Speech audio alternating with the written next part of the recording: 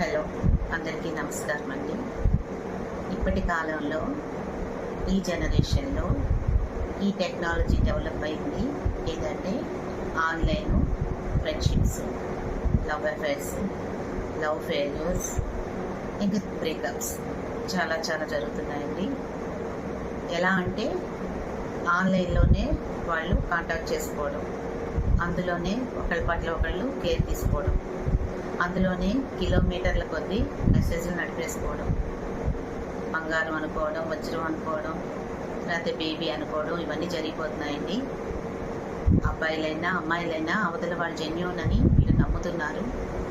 వాళ్ళు ఏదో వీళ్ళని ఉద్ధరిస్తారనుకుంటారు. అది ఆ ఎఫ్ఐఆర్ కొంతమంది తేలిగ్గా తీసుకుంటే ఓకే, అక్కడితో బ్రేకప్ అయిపోతుంది.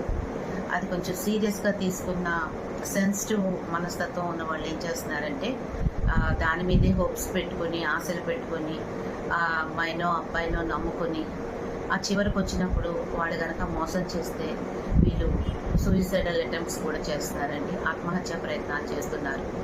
మనకంత అవసరమా? ఇటు చూడడానికి తల్లిదండ్రులు ఉన్నారు, సొసైటీలో మూడు మంది ఆడపిల్లలు మగపిల్లలు పెళ్ళిళ్ళు అవ్వకుండా ఉన్నారు. ఒక పద్ధతి ద్వారా ఒక పద్ధతిగా మంచిగా పెళ్లి చేసుకొని మంచిగా కుటుంబాన్ని ఏర్పరచుకోవడమే మన సొసైటీ యొక్క ముఖ్య ధ్యేయం, లక్ష్యం.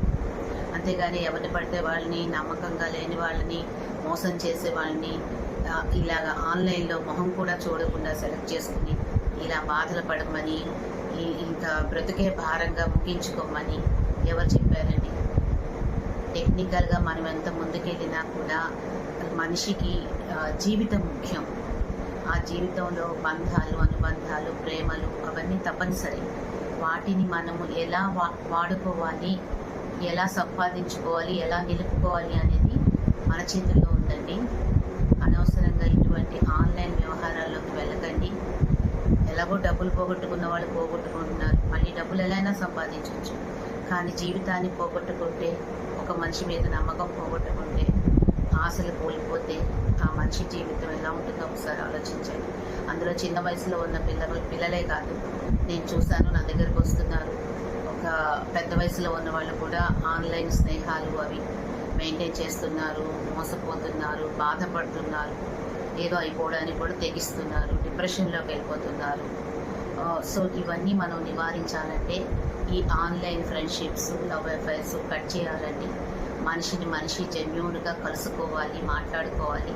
అప్పుడు ప్రేమ, మిగతా విషయాలు గుర్తుంచుకుంటారు కదా.